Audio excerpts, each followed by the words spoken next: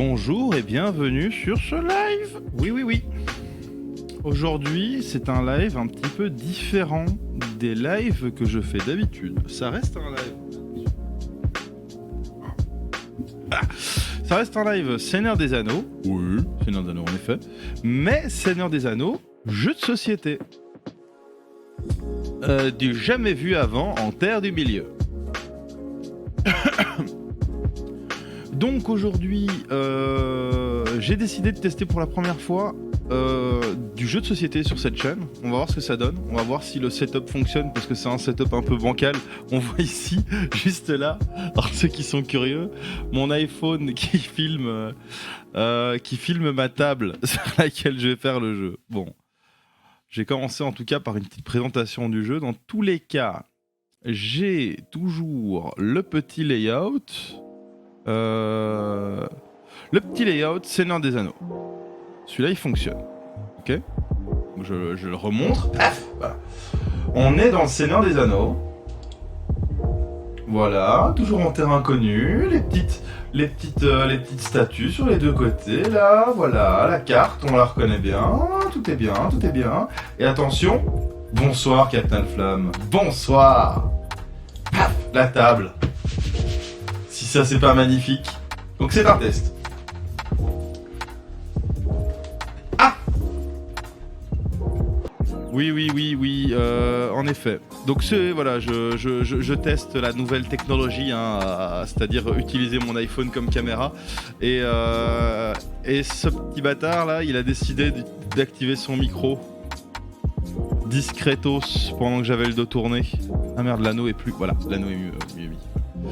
Donc voilà, live Seigneur des Anneaux, mais cette fois-ci j'avais envie de faire un jeu de société parce que pourquoi pas en fait. Donc ça va être différent. C'est le Seigneur des Anneaux, le jeu de cartes. Donc c'est un JCE. C'est-à-dire que c'est un... Ouais, elle est cool la boîte, hein. Donc c'est un JCE. Ah oui, je vais peut-être... En fait, j'ai coupé la musique. J'ai vite fait voir s'il n'y a pas une... genre sur YouTube, une ambiance forêt. Alors, ambiance forêt. Attention, ici on joue sérieux. Là, vous avez mes magnifiques bras en plus en gros plan, si ça c'est pas magnifique. Ambient forest noises. YouTube. Fais-moi rêver. Mix. Allez. Voilà, on a des bruits de forêt. C'est pas magnifique ça? Yes. Voilà.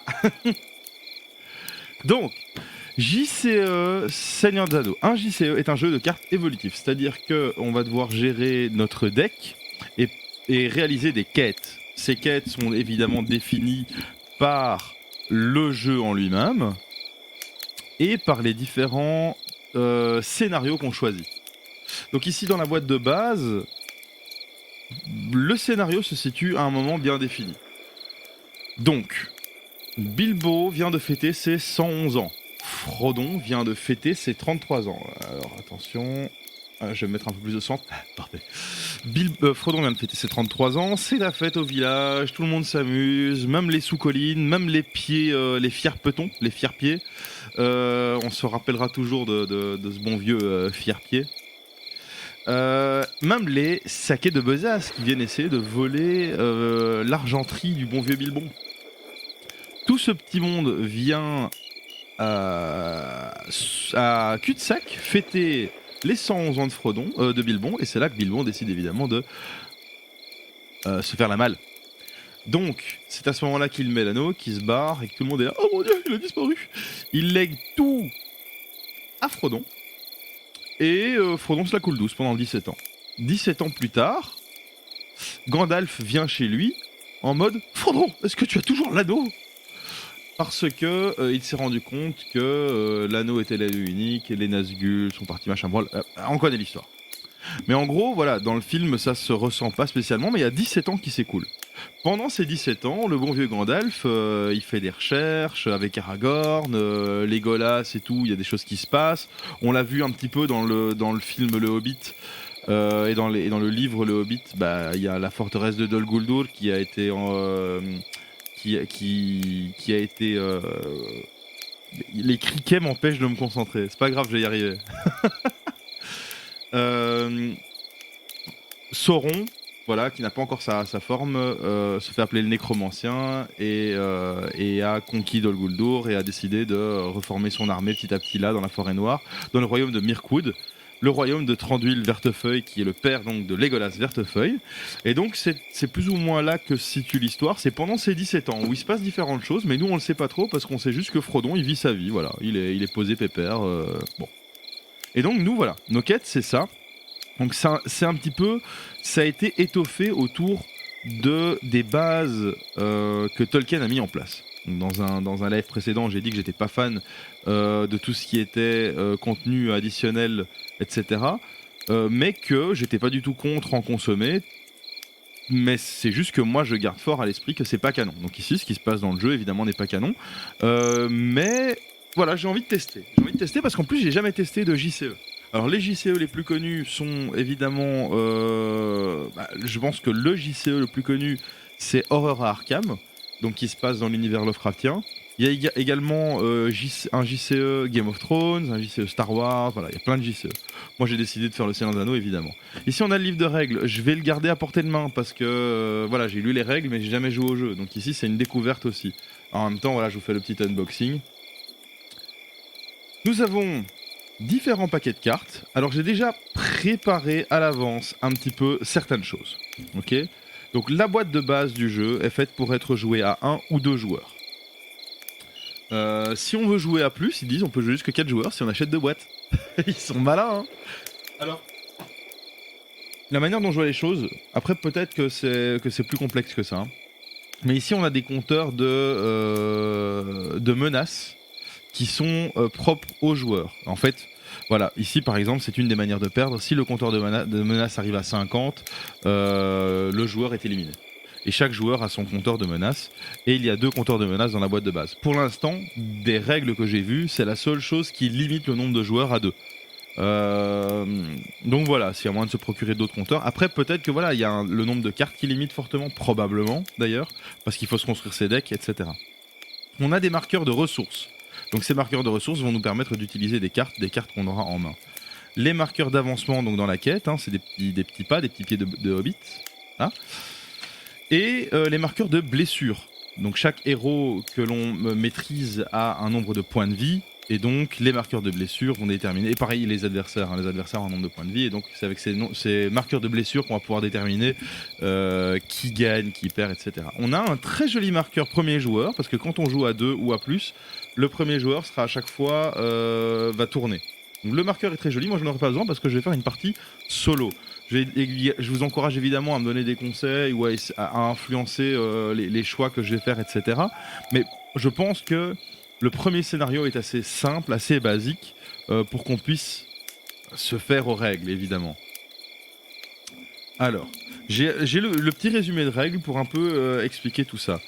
De base, un joueur a 3 héros. Alors on va un petit peu parler des héros qu'il y a dans la boîte, évidemment. Donc chaque joueur possède 3 héros. Hop. Donc ici on a les decks de base. Alors je ne connais pas tous les héros qui sont dans cette boîte. Donc je vais peut-être devoir me renseigner.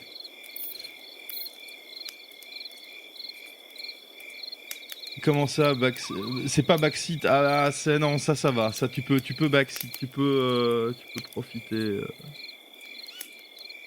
suis pas sûr de piger le terme backseat. Je suis un peu un boomer. Mais j'imagine que ça veut dire que tu peux te poser sans devoir intervenir. Bon, ici nous avons comme personnage Aragorn. Donc c'est clairement pas Viggo Mortensen, on le reconnaît pas spécialement ici. Donc on voit que il a certains attributs. Donc premièrement, et l'un des plus importants, c'est ceci. Ceci indique sa sphère d'influence. Donc la sphère d'influence, c'est un peu la manière dont on va utiliser... voilà. Ouais, les cartes sont cool, j'aime bien les illustrations. En même temps, pour un JCE, ce serait moche d'avoir des cartes moches. Je laisse livrer un de ces 4. Mais ici, de toute façon, pour les lives, c'est mieux de les avoir bien à mat et de pas avoir de sleeve qui risque de créer des reflets. Donc sur chaque carte personnage, on voit un nombre de points de vie. Donc ici Aragorn c'est 5. Regardez pas mes doigts, ils sont moches. En plus je me ronge les ongles. Faire comme ça, j'aurais dû mettre des gants, tiens. Et maintenant vous allez vous focus là-dessus. Merde, quel con.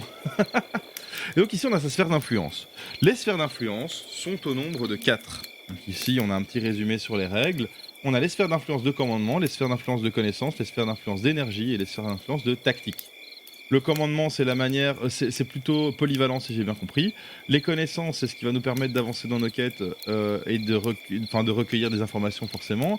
L'énergie, c'est dans la recherche, il me semble. Donc la recherche, l'exploration de lieux, etc. Et la tactique, c'est plus dans le combat. Donc ça, c'est les sphères d'influence. Donc ici, chaque personnage a évidemment une sphère d'influence, et en fait sa sphère d'influence, on le verra dans le jeu, hein, mais c'est la manière dont il va pouvoir utiliser les cartes. En gros, toutes les ressources que possédera Aragorn seront des ressources considérées comme des ressources de commandement, comme il est dans la sphère d'influence de commandement. Donc si on veut utiliser une carte de notre main qui est une carte de commandement, on va devoir utiliser des ressources de commandement, donc des ressources qui viennent de la main d'Aragorn, par exemple. Enfin bon. Il a également quelques attributs qui sont juste des mots-clés et qui seront utiles, voilà, pour ceux qui connaissent les jeux de cartes, c'est plutôt commun, on a ça dans les jeux Magic, dans les jeux Yu-Gi-Oh, dans les jeux même Pokémon, enfin c'est présent dans absolument tous les jeux de cartes. Et ici par exemple, voilà, ces traits sont Dunedain, Noble et Rôdeur. Les Dunedains sont les descendants des Numénoriens. Noble, bah on sait pourquoi. Et Rôdeur, parce que c'est un rôdeur du Nord, hein, en même temps les Dunedains sont un peu les rôdeurs dans l'univers de Tolkien. On voit qu'il a également un pouvoir, son pouvoir c'est Sentinelle, et ça c'est une réponse, donc ça on verra plus tard dans le jeu un peu ce que ça fait, et il a quelques attributs ici également. Donc il a une valeur de volonté, une valeur d'attaque, une valeur de défense, et donc ça en fait, la valeur de volonté ce sera utile pour avancer dans les quêtes, la valeur d'attaque c'est quand il attaquera, et la valeur de défense c'est quand il se fera attaquer, je pense que c'est plutôt évident. Donc voilà, dans les personnages, donc on a Aragorn, on a Glóin, qui est également dans la sphère d'influence du commandement et qui est le père de Gimli. Plutôt stylé, hein, quand même plus stylé que le Glóin qu'on a dans les films.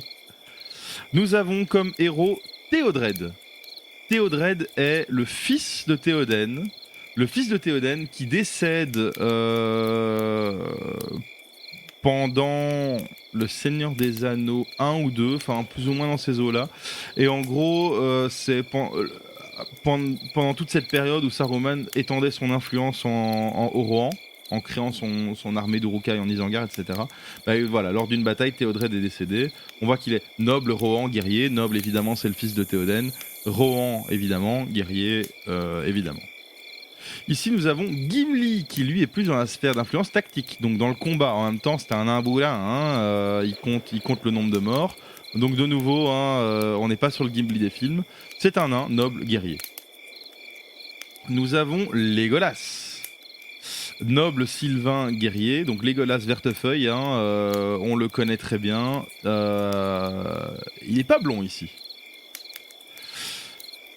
Tallinn, ou Talin. Moi j'ai toujours dit In quand j'ai lu les bouquins, mais dans les films ils disent un. Donc disons Talin comme dans les films. Hein. Donc Talin, je ne le connais pas. C'est un guerrier nain apparemment. Je le connais pas, j'ai jamais entendu spécialement. Oui, mais je sais pas quand le jeu est sorti par rapport au film, mais oui, en effet, c'est pas des photos des acteurs et c'est pas des retranscriptions. En même temps, ils vont plus loin dans le lore. Hein. On le verra plus tard dans le jeu, mais il y a des trucs qui sont liés au Silmarillion, etc. Je veux dire, ils ont fait leur recherche, quoi. En même temps, s'ils veulent faire un JCE, ils peuvent pas se limiter à ce qui est fourni par les films, évidemment. Ils doivent embrasser l'univers de Tolkien dans son entièreté. Hein. Donc Talin, je ne connais pas, mais c'est un guerrier nain apparemment. Éowyn. Donc Éowyn, noble du Rohan, sa sphère d'influence, elle, est dans l'énergie. Et donc Éowyn est la sœur d'Éomer, donc, et est une noble du Rohan, hein, qui aide bien sûr Théoden dans sa tâche. Eleanor, une noble du Gondor. Alors Eleanor, sa sphère d'influence, elle est dans l'énergie. Je ne sais pas qui c'est. De nouveau, c'est un personnage que je ne connais pas. Il me semble que Sam Gamgee appelle sa première fille Eleanor. Je suis pas sûr. Bonjour Kraft. Mais voilà, Eleanor, je connais pas ce perso. C'est un perso peut-être inventé, j'en sais rien. Et ici, Duner, pareil, donc sa sphère d'influence est dans l'énergie. C'est un guerrier du Rohan. Voilà. Denethor, ce bon vieux Denethor. Donc celui-ci, à mon avis, il mange un peu plus proprement ses tomates cerises que le Denethor des films. Regardez comme il a l'air fourbe. Sa sphère d'influence est dans la connaissance. Donc intendant du Gondor.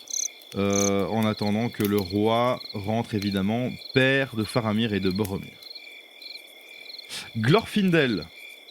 Donc ça, c'est un haut elfe.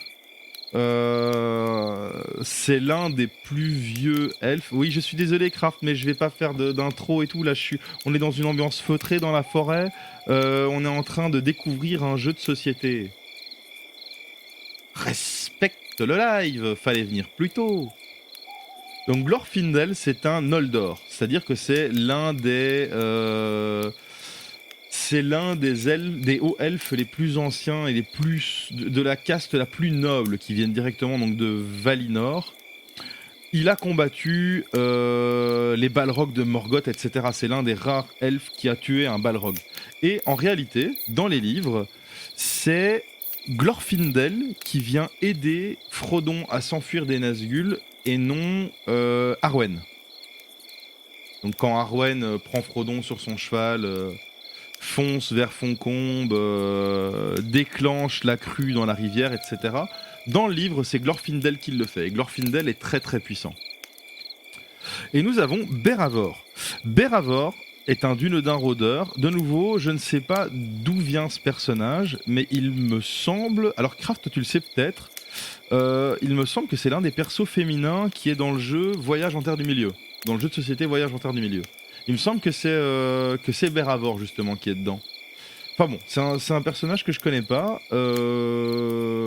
Mais voilà.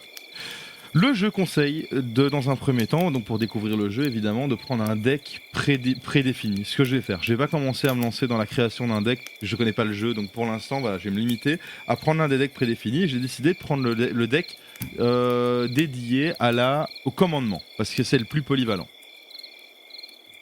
Donc je vais retirer tous ces héros là et je vais pas les utiliser. Voilà, malheureusement. Mais après voilà, les héros sont stylés pour le commandement. Donc on a Aragorn, on a Glóin et on a Théodred. Si ça c'est pas trop cool. Ensuite, dans le jeu, on va faire des rencontres.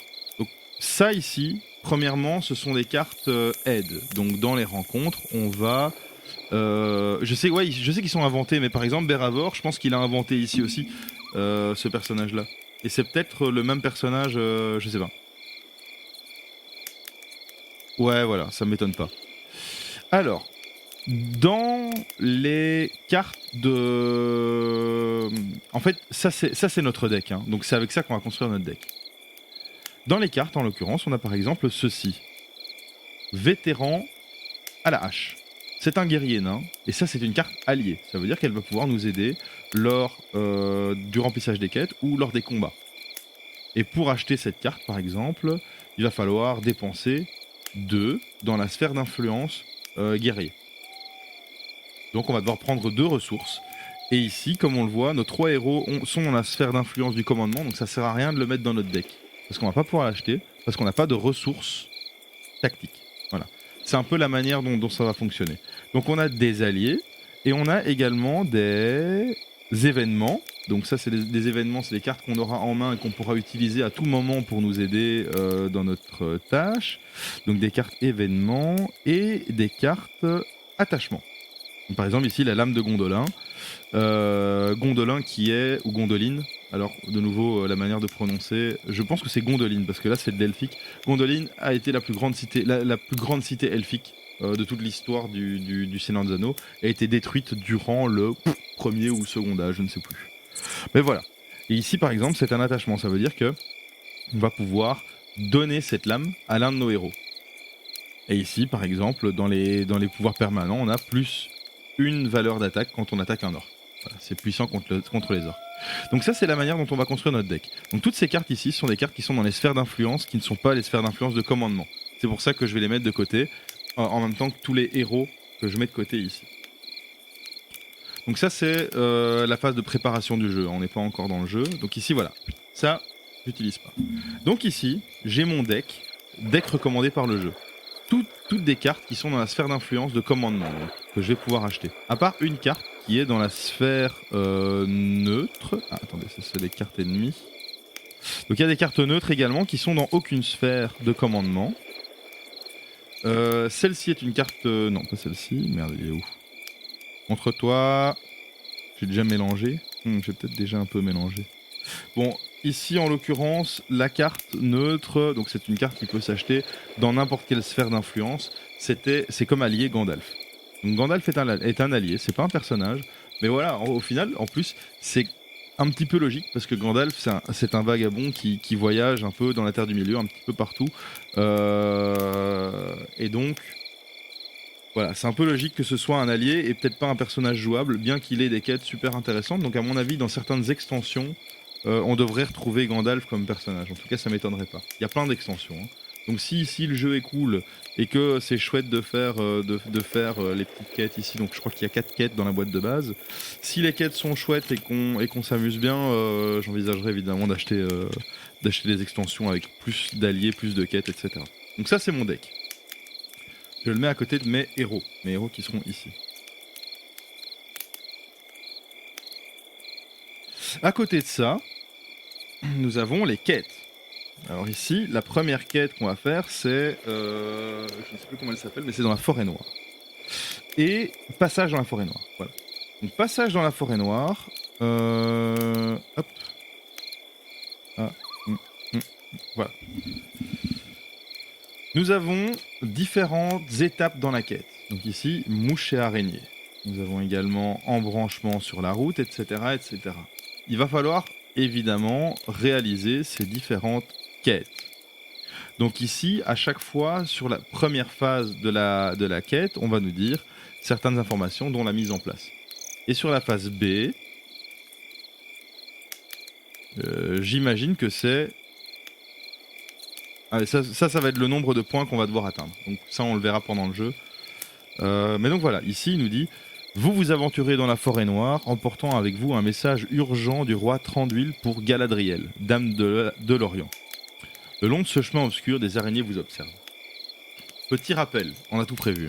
Hein. Ici, c'est l'immersion la plus totale. Paf! Nous sommes... au nord, donc attendez, ici je peux peut-être montrer, ici, là au-dessus, donc on voit en fait la forêt ici complètement à l'est, qui s'appelle Mirkwood, qui se trouve dans le Revagnon. Donc Mirkwood, c'est le royaume de Thranduil. Sa forteresse se trouve assez au nord. Et donc nous, on essaye de faire notre route vers là-bas tout en bas, donc la Lorient qui se trouve au nord du Rohan, il y a Fangorn, et encore au nord il y a la Lorient. Je sais pas si on voit, il faudrait peut-être que je mette mon curseur quelque part, mais... Attendez, je vais faire un truc. Je vais avoir moyen. Alors, si je prends une image, que je l'appelle curseur. Attendez, on va essayer de faire ça bien. Curseur. De quoi aura l'air le curseur? Est-ce que j'ai un truc qui ressemble à un curseur quelque part? Bonjour Pavel Sussex. Non, pas d'intro, tu es trop tard. Bim bim.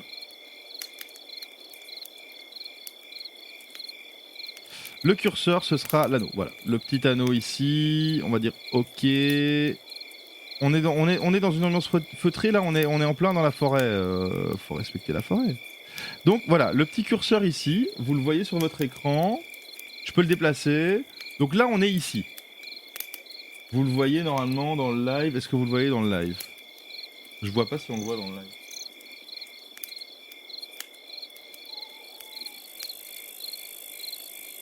Ah, cool.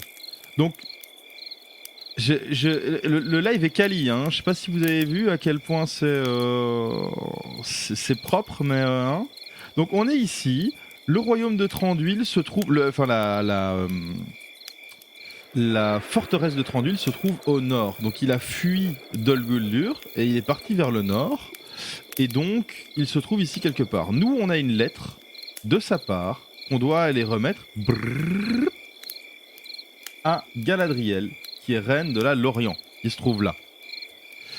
Donc ici, on a une route. Cette route-là, c'est la route principale qui traverse la forêt noire. Donc probablement qu'on va devoir partir de la forteresse de Thranduil pour revenir à la route. Ce serait con de tout traverser. Mais après tout, pourquoi pas tout traverser, c'est fun. Donc voilà, on sait jamais. Peut-être qu'on traversera tout. Voilà. Hop. Et... Hop.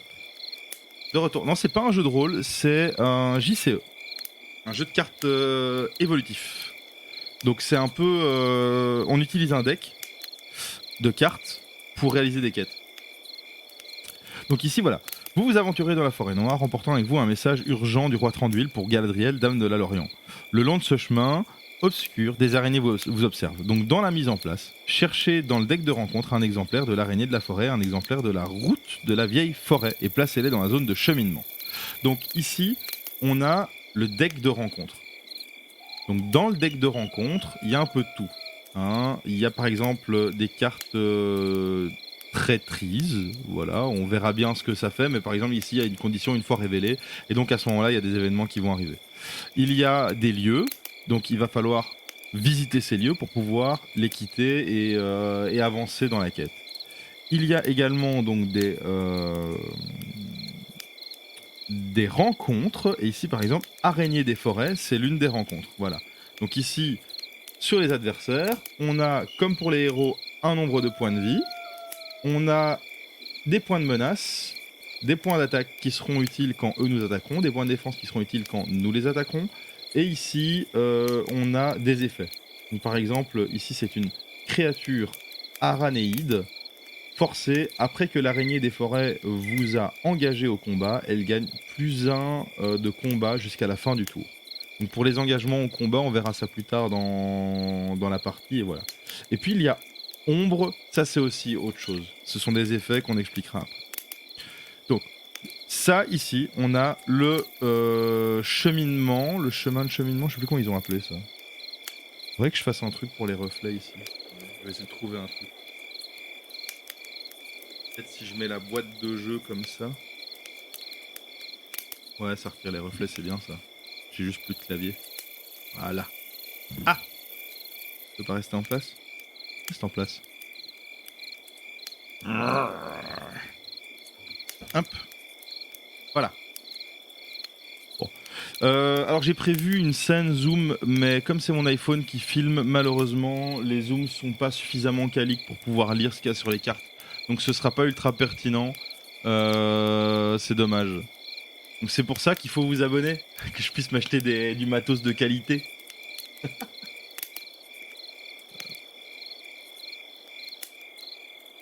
Voilà. Donc une araignée sur le cheminement et what else? Qu'est-ce qu'il y avait écrit? La route de la vieille forêt. Alors la route de la vieille forêt, c'est probablement un lieu. Donc je cherche un lieu, route de la vieille forêt. Voilà. Pour le reste, on mélange le deck. Donc ça, c'est un deck de rencontre. Évidemment que tu as envie de caresser mes cheveux, ils sont magnifiques. Même Aragorn, il en a pas des comme ça. D'ailleurs, hey, 30 piges, la ligne est toujours parfaite. Hein. Pas un M qui se profile à l'horizon. Voilà, tout ça pour le dire. Mes cheveux sont trop longs par contre, je vais aller chez le coiffeur, mais ils sont fermés, ces bâtards. Enfin, c'est pas vraiment de leur faute. Hein. Donc ici, voilà. On a un deck de rencontre avec des adversaires, etc. etc. Hop. Que je vais mettre sur le côté. Alors, le déroulement du jeu. Et donc, c'est là que je vais... Voilà, c'est la première partie, donc je vais devoir y retourner de temps en temps. Donc, premièrement, dans la phase de mise en place, il me semble qu'on a de base un nombre de points de menaces de base. Voilà. Donc, le compteur de menaces, blablabla, mise en place. On mélange les decks. On les installe, c'est fait. On place les héros, on initialise le niveau de menace. Donc, chaque joueur place ses héros devant lui dans sa zone de jeu personnelle, additionne le coût de menace de chacun de ses héros, puis ajuste son compteur de menace. Donc ici, le coût de menace C'est probablement... Oui, c'est le coup qu'il y a en haut à gauche. On voit que Aragorn vaut 12, que Glowin vaut 9 et que Théodred vaut 8. Donc on est à 17 plus 12, 29. Donc ici, mon compteur de menace, je le mets à 29. Merde. Je l'ai mal monté, j'ai mal clipsé le truc. Pas grave, pas grave. Voilà. 29. Compteur de menace à 29. Voilà. S'il arrive à 50, on a perdu. Créer la réserve de marqueurs. Donc ici, j'ai mes différents marqueurs qui sont bien rangés dans des sachets en plastique parce que je suis un petit peu maniaque. Oui, oui, oui. Donc il y a 3 types de marqueurs et il n'y a que 2 sachets. Il est où le troisième? Il est caché derrière la boîte. Merde. Déterminer le premier joueur, bah, ce sera moi. Piocher la main de départ, donc chaque joueur doit piocher 6 cartes du dessus de son deck. Ah voilà, on va découvrir déjà des cartes. 1, 2, 3, 4, 5, 6.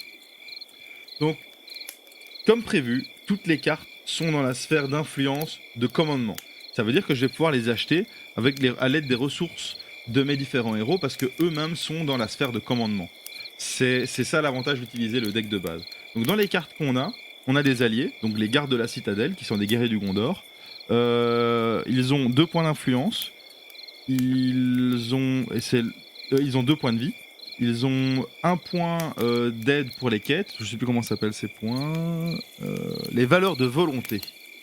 1 point d'attaque et 0 point de défense. Et donc il va nous coûter 2, je pense. Ça on verra plus tard quand on pourra acheter les cartes. On a ici toujours vigilant. Donc action, choisissez et redressez une carte alliée. Donc on verra qu'à chaque fois qu'on veut utiliser un allié, il va falloir le pencher. Une fois qu'il est penché, son utilisation est terminée pour le tour. Et donc il va falloir le retourner pour pouvoir, enfin le redresser pour pouvoir l'utiliser. Un vrai garde de la citadelle. Ah malheureusement c'est pas un... Il y a moins de saveur, c'est pas Pipin quoi, c'est juste un bête garde de la citadelle. Ah. Et alors à chaque fois on a une petite, on va bah justement tiens, voilà, on a des petites citations et à mon avis qui viennent des livres. Mais les seigneurs des Minas Tirith continuent de se battre, défiant nos ennemis, gardant le passage de la rivière d'Argonath à la mer. Elrond de la communauté de l'anneau. Donc ça c'est Elrond qui dit que Minas Tirith défend toujours les terres. Voilà. Sacré Elrond. Alors pour la toujours vigilant, on a cette route comme toutes les autres routes n'est plus sûre. Soyez vigilants. Gandalf dans le Retour du Roi. Alors ici, intendant du Gondor. Donc ça c'est un attachement. Donc l'intendant du Gondor c'est un titre qu'on va pouvoir attacher à l'un de nos héros si on le souhaite. Si on attache cette carte à un héros, il gagne le trait Gondor. Donc le trait Gondor sera intéressant potentiellement plus tard. On voit ici que Aragorn a les traits Dunedain, noble rôdeur, Glowin, nain et noble, Théodred, noble, Rohan et guerrier. Donc à ce moment-là, il aura le trait Gondor en plus. Et on a l'action incliner intendant du Gondor pour ajouter 2 ressources à la réserve de ce héros. Voilà. Ils ont été commandés hier, Denethor, Retour du Roi. Je ne sais pas ce que ça signifie comme citation, mais bon.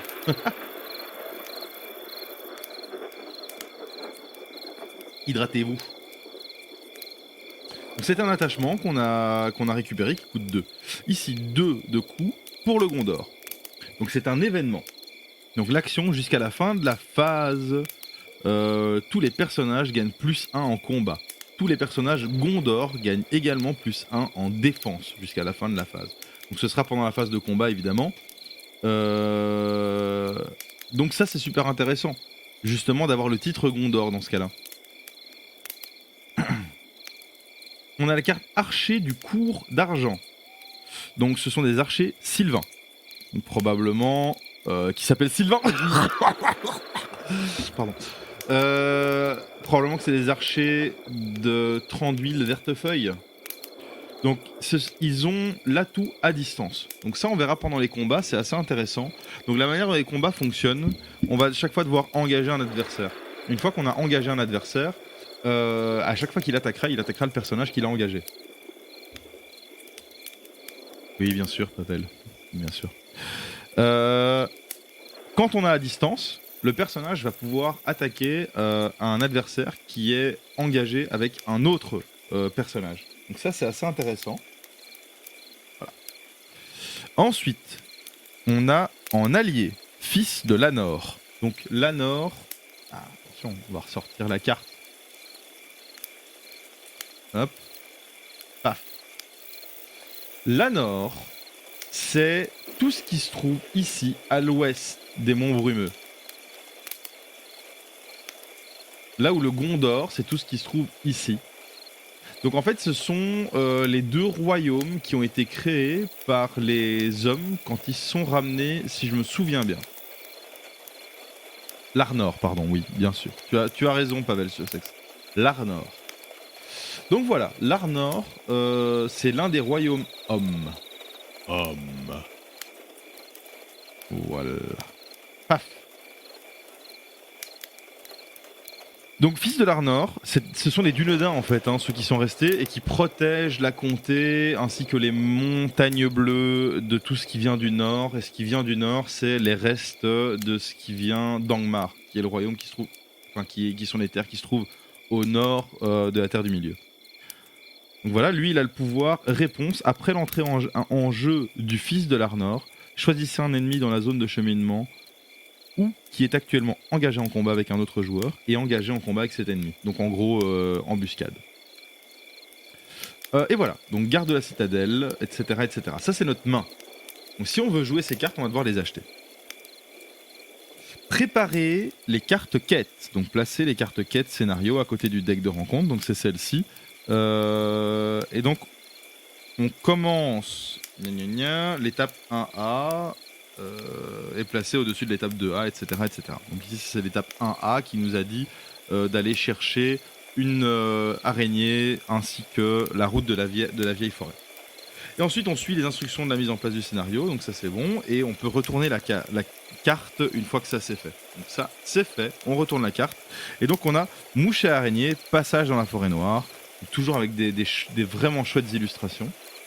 Donc, les plus vilaines choses qu'il discernait étaient des toiles d'araignée.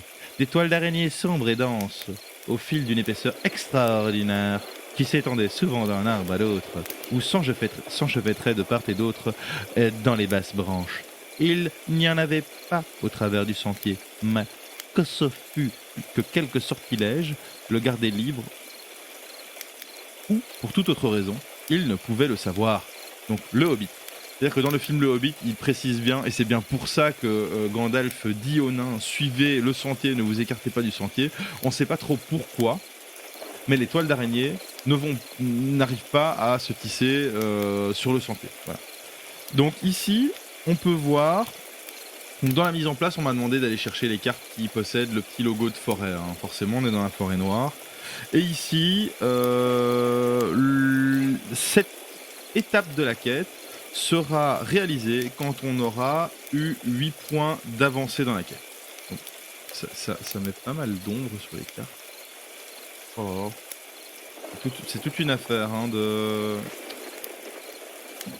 Bon, tant pis. Il y aura un peu de reflet sur certaines cartes. Tant pis, tant pis. Voilà. Ensuite, donc dans le déroulement de partie... Paf! La manière dont ça se passe. Premièrement, nous avons la phase ressources. Donc la phase ressources, c'est les capacités des héros à se ravitailler et à trouver des alliés pour obtenir des informations. Donc en gros, les héros utilisent des éléments pour contrer l'imagination du Seigneur des Ténèbres, etc., etc. Donc c'est les marqueurs ressources. Donc pour résoudre les phases de ressources, premièrement, on gagne des ressources. Donc pour chaque héros en jeu, on prend un marqueur de ressources dans la réserve, des marqueurs, et on le place dans la réserve de ressources du héros. Donc pour chaque héros. Donc ici, hop, j'ai ma petite réserve de ressources.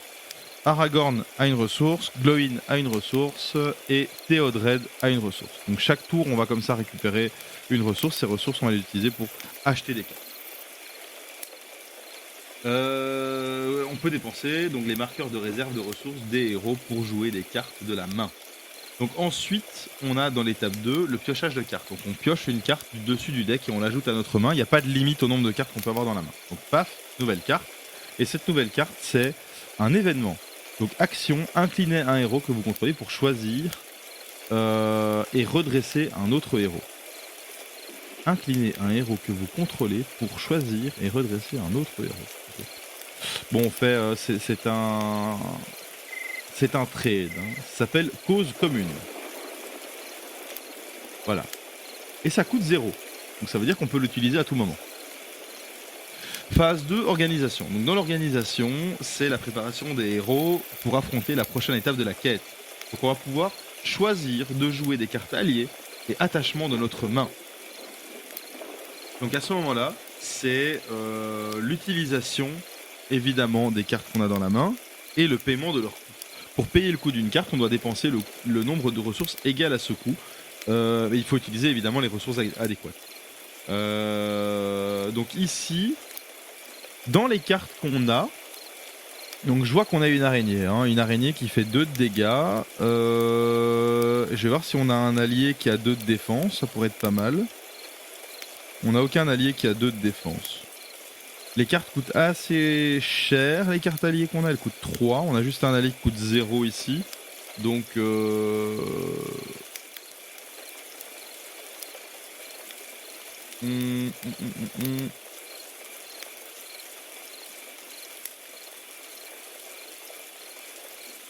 Non, si une carte a un coût de 0, le joueur peut jouer cette carte sans dépenser de ressources. Cependant, le joueur doit avoir au moins en jeu un héros dont la sphère d'influence correspond à cette carte. Voilà. Donc cette carte là par exemple je vais pouvoir la jouer gratos. Donc je vais l'ajouter ici. C'est une carte alliée qui vient en plus de mes héros. Donc ici c'est... Ah non merde, c'est... Pardon. Ah merde, mais c'est la cause commune. C'est pas un allié, pardon. Alors, action. Jusqu'à la fin de la phase, tous les personnages gagnent +1. Ça sera pas nécessaire. Par contre je vais payer ça. J'ai payé 2 pour donner le titre d'intendant du Gondor à l'un de mes personnages. Donc le personnage gagne le trait Gondor. Et le trait Gondor, c'est utile par la suite pour avoir +1 en défense. Comme Aragorn a beaucoup de défense, je vais peut-être pas lui mettre à lui. Je vais mettre le trait à Théodred, qui pourra du coup jouer un peu le rôle de tank parce qu'il n'a pas beaucoup d'attaque. Voilà. Donc Théodred a obtenu le titre d'intendant du Gondor. Pourquoi pas, hein, après tout. Pourquoi pas. Voilà, il me reste encore un. Est-ce que j'utilise... Non. Non. Voilà. Donc ça c'est... on paye le coup, on place les cartes de manière à pouvoir les jouer. Donc quand on joue une carte alliée, on la place dans la zone de jeu. Les cartes attachement vont sur les personnages sur lesquels on attache la carte. Voilà. La phase 3, c'est la phase quête. Donc à ce moment-là, on va pouvoir progresser dans la quête. La manière dont ça fonctionne, c'est que on doit engager des personnages dans la quête. Donc en gros, ici, l'étape de la quête nous demande 8. Ok. La manière dont on engage un personnage, c'est qu'on va l'incliner. Si je l'incline, je pourrais pas l'utiliser pour une autre phase de jeu. Donc par exemple dans un combat. Et si je l'incline, au moins il participera à l'avancée dans la quête. La manière dont ça fonctionne, c'est que ici par exemple, pour ce tour-ci, je vais engager tous mes personnages. Voilà, comme il n'y a pas beaucoup de menaces, je vais engager tous mes personnages. Et ici, juste pour la forêt. Non, attendez. C'est quoi, je vais avancer dans la quête, on verra après. Je vais pas incliner tous mes personnages, je vais incliner Glowin et Aragorn. Voilà. Glowin et Aragorn sont tous les deux inclinés. Je les engage dans la quête. Pour engager un personnage, donc on l'incline, chaque joueur peut engager plusieurs personnages. Cependant, si un personnage est déjà incliné, il ne peut pas être engagé. Donc le renforcement, chaque joueur a l'opportunité d'engager des personnages dans la quête. Les joueurs révèlent le nombre de cartes de deck de rencontre égal au nombre de joueurs. Donc c'est le renforcement et sa fonction est de remplir l'aire de jeu avec de nouveaux lieux, ennemis, objectifs. Donc ici, on est un joueur, donc on a une carte de plus dans la rencontre. Rivière enchantée, c'est un lieu. Donc tant que la rivière enchantée est le lieu actif, les joueurs ne peuvent pas piocher de cartes. Donc c'est pas le lieu actif, il me semble. Il me semble que pour qu'un lieu soit actif, il faut aller le visiter. Bon, je découvre les règles en même temps que vous, hein, donc va falloir passer de temps en temps un peu de temps dans la lecture de règles, mais voilà, vaut mieux poser les bonnes bases. Donc une fois révélé, il faut le résoudre en suivant les instructions. Donc ici, en l'occurrence, il n'y a rien à suivre pour ce qui est de la rivière enchantée. Ensuite, c'est la résolution de la quête. Donc dans cette étape, les efforts des joueurs que le joueur a consenti pour progresser dans la quête sont comparés aux forces mobilisées par le deck de rencontre. Donc en fait, chaque personnage a une valeur de volonté. Donc ça, on l'a montré précédemment. Chez Aragorn, par exemple, sa valeur est de 2. Chez Glóin, sa valeur est de 2. Chez Théodred, sa valeur est de 1.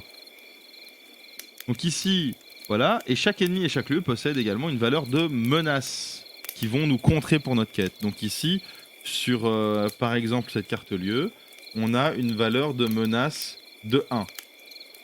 Et au total, on a 5 valeurs de menace. Donc on fait le total des deux. Et ici, on voit que c'est un échec de la quête. Le total de la volonté est inférieur au total de la menace. Parce que moi, j'ai 4 points de volonté avec Aragorn et Glóin. Et ici, j'ai 5 points de menace. Si je les mets ici, on les verra mieux. 5 points de menace. Donc, j'ai échoué dans cette partie de la quête. À ce moment-là, si la quête est un échec, on augmente le niveau de menace de chaque joueur d'une valeur égale à la différence du total de menace et du total de volonté. Donc ici, en l'occurrence, donc il y a 5 points de menace, 4 points de volonté. J'augmente de 1. Donc au lieu de 29, je passe à 30. Hop, hop. Sachant que si j'arrive à 50, j'ai complètement perdu. Donc, voilà. Donc ça, c'est la deuxième phase. La troisième phase, c'est la phase quête. Donc je rappelle, on a fait la première phase qui était la phase des ressources.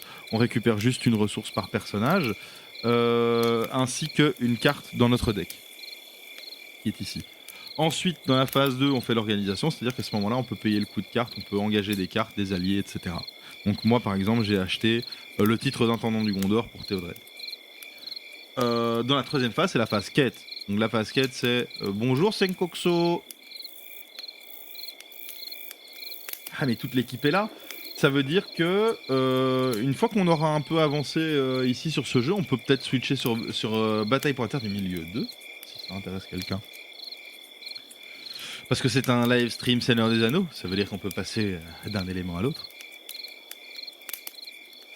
Donc dans la quête, on a engagement des personnages, le renforcement donc avec la carte qui s'ajoute, et ensuite on fait le bilan et on voit si c'est une réussite ou un échec. Voilà. Donc ça c'est pour la quête, il n'y a pas de Use Your Words. Banni. Ensuite c'est le voyage. Donc la phase de voyage simule l'exploration et les tentatives des héros pour trouver leur chemin en Terre du Milieu. Donc la zone de cheminement, c'est ceci. Ça c'est la zone de cheminement. Je vais mettre ça comme ça, avec la quête ici, et le deck là. Voilà. Donc la zone, c'est même le deck, il est là. Ça c'est parce que tu n'as pas testé Pavel Sussex.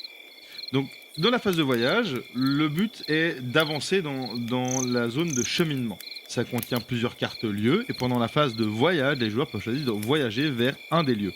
Pour voyager vers un lieu, les joueurs en choisissent un dans la zone de cheminement. Donc ici j'en ai 2 des lieux, j'ai la route de la vieille forêt et la rivière enchantée. Le joueur choisit un lieu dans la zone de cheminement. Il place le lieu choisi à côté de la carte quête révélée pour indiquer qu'il s'agit désormais du lieu actif. Il ne peut y avoir qu'un seul lieu actif au même moment. S'il existe déjà un lieu actif, les joueurs ne peuvent pas voyager vers un nouveau lieu. Certaines cartes lieux peuvent avoir des effets trajets. Donc les joueurs doivent résoudre les effets trajets pour voyager vers ce lieu. Donc ici, on a par exemple route de la vieille forêt. Si je décide d'en faire le lieu actif, la réponse est, après avoir voyagé vers la route de la vieille forêt, le premier joueur peut choisir et redresser un personnage qu'il contrôle.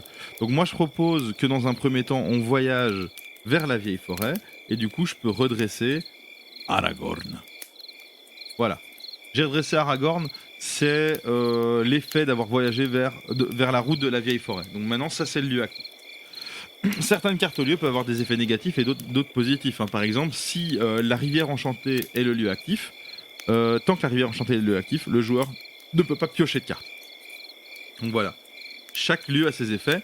Il va de toute façon falloir voyager dans les lieux parce que si on voyage pas dans les lieux, l'indice de menace restera élevé et on va pas pouvoir avancer dans la quête. Voilà. Donc, ensuite, il y a les rencontres. La phase de rencontre, c'est le moment où le joueur se lance à la poursuite des ennemis qui leur font face. Donc chaque joueur a la possibilité d'engager de manière volontaire en combat un ennemi de la zone de cheminement. Ensuite, donc, les ennemis vont venir engager les joueurs, malgré eux. Donc de toute façon, on n'aura pas trop le choix. Donc moi je propose que je vais intentionnellement engager au combat. Je vais mettre le livre de règles de l'autre côté parce que vous devez voir ma nuque non-stop. Je vais engager intentionnellement au combat l'araignée. Et donc pour l'engager au combat, donc je la prends dans ma zone. Paf. Et je décide de quel personnage sera engagé, il me semble. Donc dans la phase. Donc voilà. Mes personnages ont engagé l'araignée des forêts au combat. Donc ici, si je prends ma zone, hop, tac, voilà, la zone de cheminement, le lieu actif, le deck de rencontre, mes personnages avec leurs attachements et l'araignée qu'on a engagée au combat. Donc maintenant, on est dans la phase de combat. La phase de combat simule les diverses batailles et passes d'armes que les héros de la Terre du Milieu livrent sans relâche contre les ennemis qui tentent de les attaquer. Donc premièrement, on attribue des cartes ombres. Donc on attribue une carte du deck de rencontre à chaque ennemi actuellement engagé. Donc ces cartes s'appellent les cartes ombres. Donc en fait, ici, je vais tirer une carte, je vais la laisser cachée derrière l'araignée. Maintenant, pour l'explication, je vais prendre la carte araignée. Sur cette carte araignée, on a les effets quand elle est présente en tant que carte araignée des forêts. Donc ici, il y a, après que l'araignée des forêts vous a engagé au combat, elle gagne +1 de dégâts jusqu'à la fin du tour. Mais on a également un effet ombre ici. Paf, ombre. Et ça, en fait, c'est si cette carte a été tirée dans le deck et ici présente comme carte ombre de 7 ennemis, ça c'est l'effet que la carte ombre ajoutera. Donc la carte ombre, c'est le joueur en défense doit choisir et défausser un attachement qu'il contrôle. Donc ça c'est vraiment relou. Donc on verra un petit peu ce qu'il y a comme carte ombre derrière cette araignée par la suite. Donc on attribue les cartes ombre, ça c'est bon. Ensuite, on résout les attaques de l'ennemi. Donc on commence par les attaques de l'ennemi, ensuite on passe aux attaques des joueurs. Donc après que les cartes ombres ont été attribuées, à chaque ennemi engagé au combat, on résout les attaques ennemies en commençant par le premier joueur. Dans le sens horaire, chaque joueur effectue les étapes suivantes dans l'ordre. Donc premièrement, on choisit un ennemi. Donc évidemment, moi j'ai qu'un ennemi, je choisis cet ennemi-là. Ensuite, je déclare un défenseur. Donc je ne suis pas obligé de déclarer un défenseur, mais je vais déclarer un défenseur et je vais devoir l'incliner. Donc ici, j'ai...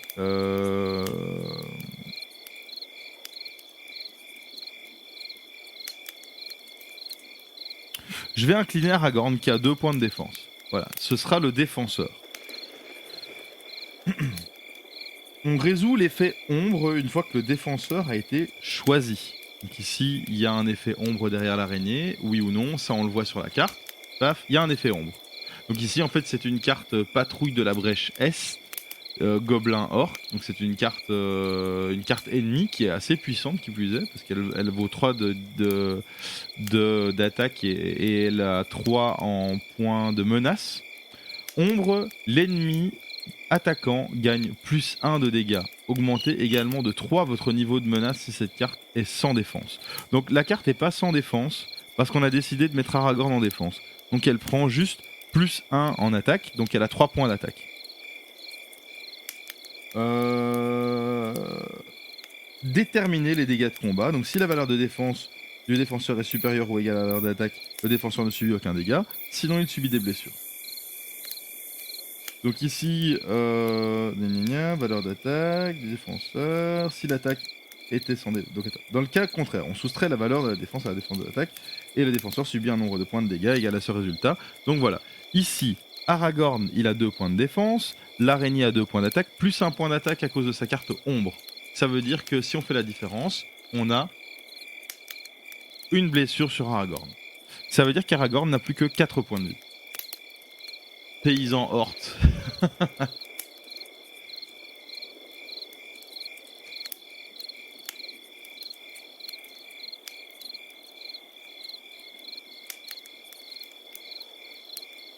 Paysan Hort, c'est dans Excalibur sur PS1.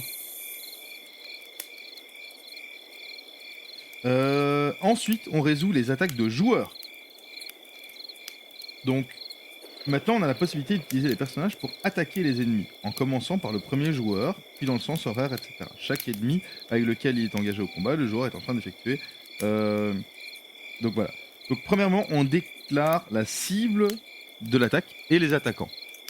Donc, je vais déclarer l'attaque, la cible qui sera l'araignée des forêts, et l'attaquant sera Théodred, dans ce cas-ci. Donc Théodred a 2 points d'attaque. L'araignée a 1 point de défense et 4 points de vie. Donc on incline le personnage. Donc on voit ici que je ne peux pas utiliser Glowin, je ne peux pas utiliser Aragorn dans mon attaque parce qu'ils sont déjà inclinés. On ne peut pas incliner une carte déjà inclinée. Par contre, j'ai dans ma main ici une carte choisissez et redressez une carte alliée. Bon, ici j'ai pas de carte alliée, j'ai que des cartes héros. Les alliés sont des personnages qu'on achète, comme par exemple ici le fils de l'Arnor, l'archer du cours d'argent ou le garde de la citadelle. Donc, on détermine la force de l'attaque. Le joueur actif ajoute la valeur d'attaque de chacun des personnages attaquants et détermine la valeur d'attaque combinée. Donc ici, 2. On détermine les dégâts. Donc si la défense de l'ennemi est inférieure, on lui met une valeur de dégâts équivalente à la différence. Donc l'araignée a 1 point de défense, l'attaquant qui était Théodred a 2 points d'attaque. Si on fait la différence, c'est une blessure pour l'araignée. Donc l'araignée maintenant elle est engagée chez moi. Elle va rester engagée chez moi. Donc elle n'est plus sur la piste de cheminement, il me semble. On va voir. Donc la phase suivante, donc une fois qu'on a fait le combat, c'est la restauration. Donc la phase de restauration simule le moment calme. Donc par moment on redresse toutes les cartes. Donc hop. Je peux redresser mon Glowin, je peux redresser Théodred. Voilà. Ensuite, on augmente la menace. Donc on augmente de 1 le niveau de menace. Donc on passe à 31. Ça c'est gratos ça. Ça c'est pour pas faire traîner la partie plus de 50 tours, enfin plus de 20 tours en l'occurrence. Ensuite on passe le marqueur premier joueur, mais ici il n'y a qu'un joueur, donc voilà. Donc défendre, attaquer. Tac tac tac. Maintenant, je vais juste regarder rapidement pour les lieux. Parce qu'on a le lieu actif, mais on peut voyager vers d'autres lieux, il me semble. Donc les traits, carte neutre, carte unique.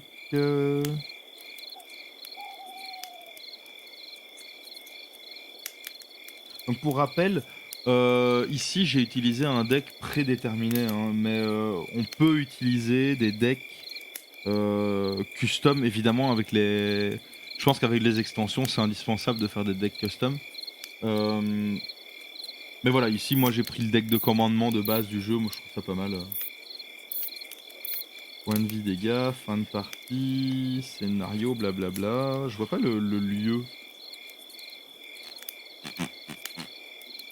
Voyage. Je vais retourner à la phase voyage pour voir. Donc la phase voyage simule l'exploration. La zone de cheminement contient régulièrement une ou plusieurs cartes lieux. Pour voyager vers un lieu, les joueurs choisissent un dans la zone de cheminement. Place à côté. Donc placez le lieu choisi à côté de la carte quête révélée pour indiquer qu'il s'agit d'un lieu actif. Il ne peut y avoir qu'un seul lieu actif au même moment. S'il existe déjà un lieu actif, le joueur ne peut pas voyager vers un nouveau lieu. Voilà. Donc là, je peux pas voyager vers un nouveau lieu. Et je pense qu'il y a moyen de résoudre le lieu. Donc les cartes lieux dans les zones de cheminement ajoutent de la valeur de menace. Donc les joueurs peuvent retirer les lieux de la zone de cheminement en voyageant vers eux.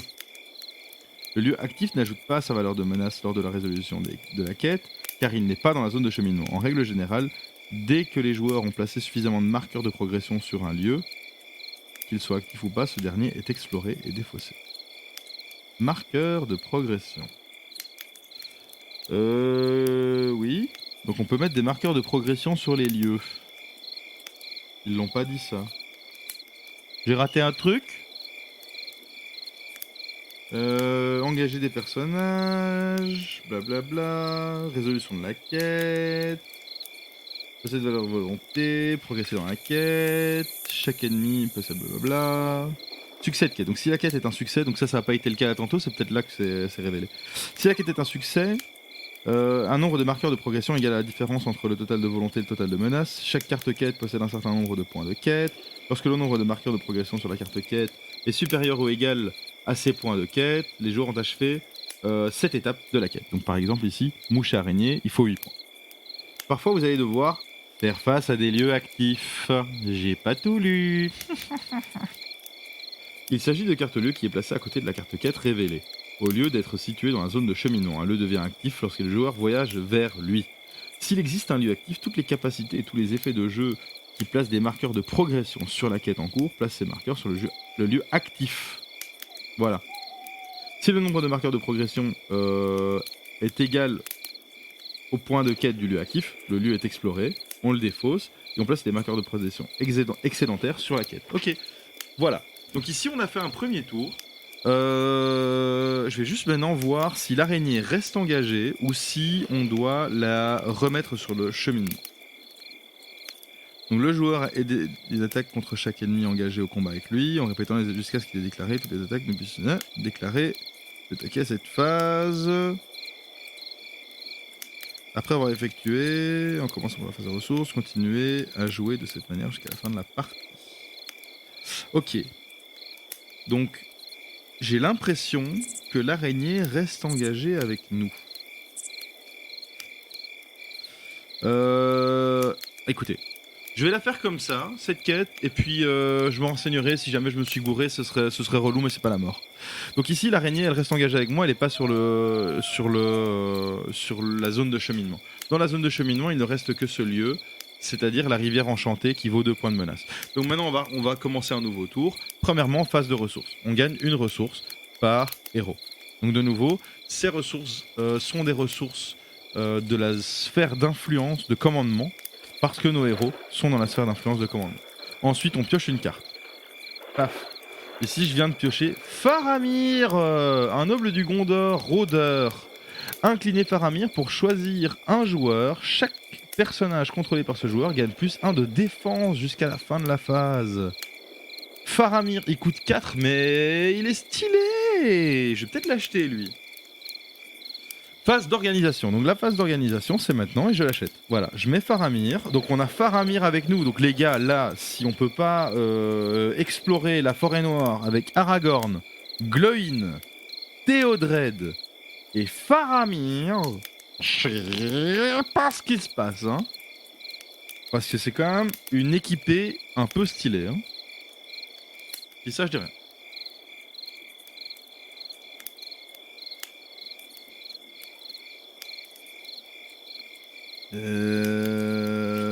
Ah ouais, et du coup, ici par exemple, j'ai la carte qui vaut 0. Hein, je vais revenir là-dessus 2 secondes. Cause commune, inclinez un héros que vous contrôlez pour choisir et redresser un autre héros. Donc ici, je peux l'utiliser n'importe quand. Ça veut dire que je pourrais très bien incliner Faramir et donner plus 1 de défense à tout le monde. Incliner, je sais pas moi, Glóin, Aragorn pour avancer dans les quêtes et utiliser ça pour... Ah non, je dis des bêtises. Ah, je dis des bêtises. Hop, on annule tout. Ok, c'est bon. Donc, on avance dans le jeu. La phase de quête. Donc maintenant, on va engager des personnages. Donc de nouveau, on a une araignée ici qui est au combat. On a Aragorn qui a quand même... qui a pris un coup.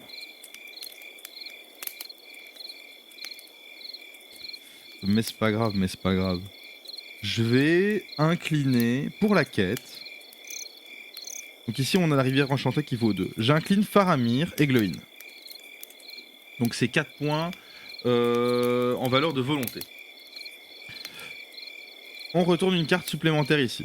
Donc entrée de la forêt, c'est un lieu. Donc après avoir voyagé vers l'entrée de la forêt, le premier joueur peut piocher 2 cartes. Donc ça c'est l'effet si on rend ce lieu actif. Donc ici on a 4 points de menace, on a 4 points de volonté. Donc on n'avance pas dans la quête. C'est ce part. Donc ça j'aurais peut-être dû engager plus. Et ça veut dire que dans le combat, je prends des blessures alors. J'aimerais bien d'abord me débarrasser de l'araignée des forêts.